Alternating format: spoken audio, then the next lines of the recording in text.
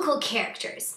We all tend to have certain ideas of which characters are good and bad in the Bible. So for instance, we have Adam and Eve. So they sinned, we think, oh, they did so bad.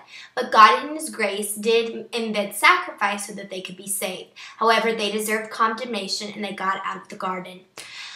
Next, we look at Cain and Abel. So we see that Cain, he's the one that killed Abel. We consider him a bad guy. We consider Abel the good guy because he presented a better sacrifice than Cain.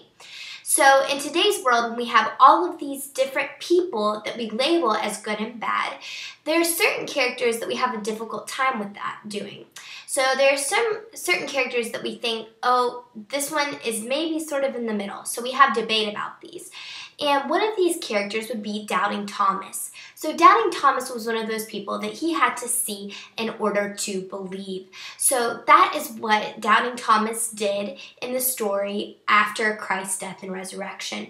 So Christ had been resurrected. However, Thomas said that he would not believe that Christ had been resurrected until he had seen the scars on Jesus' hands and in His side and on His feet.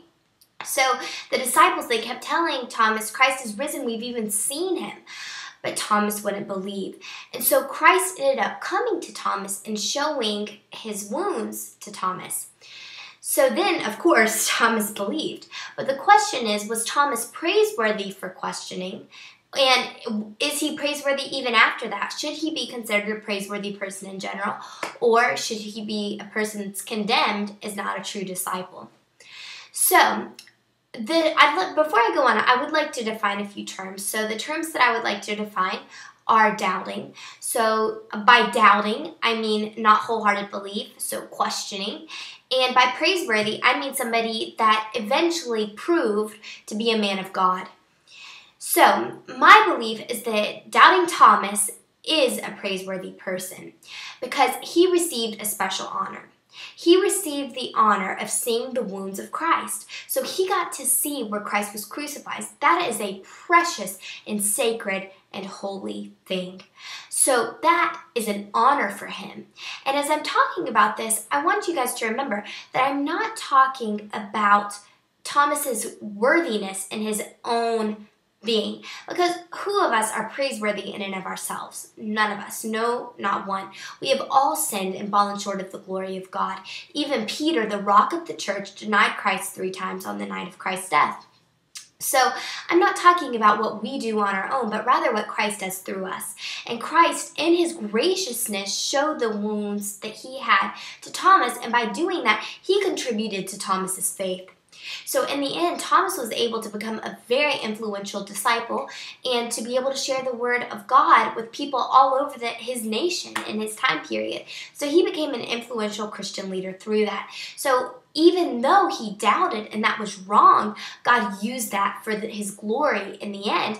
And Thomas was able to share His word. And by sharing the word of God, that made him a praiseworthy person because he was fulfilling the Great Commission, what God had called him to do. So some people say, oh, he should not be praised at all. Thomas, he needs to be written off. Don't think about Thomas. You can think about Peter. You can think about John. You can think about James. But let's not worry about Peter. Let's not worry about Thomas. However, I think that where they're going wrong there is they're taking one instance of Thomas's doubting. And we've all sinned. And another thing is that Thomas was truly being inquisitive and that he was wanting to know. And who of us would believe that somebody was raised from the dead without seeing them? That is a very difficult thing to believe. So I don't think it's very easy to just say, oh, he rose from the dead, no big deal. That is a huge thing. And so I think when we say, oh, Thomas, he was a horrible person, we are being a little bit harsh because that was a very difficult thing to grasp. Who in our human minds can truly understand that? So in conclusion, even though Thomas, he had issues, he didn't believe, first of all. No, he didn't. But Christ used him for His glory. And in the end, Thomas was the one to whom Christ showed His wounds. And that was a blessing because it's a very precious and sacred thing. And in the end, Thomas was able to spread the word of God. So today, let us remember that although we might not get everything right, we can still be used for the glory of God and still be praiseworthy people through the gift of Christ in us. And that's what Thomas exemplifies. Thank you.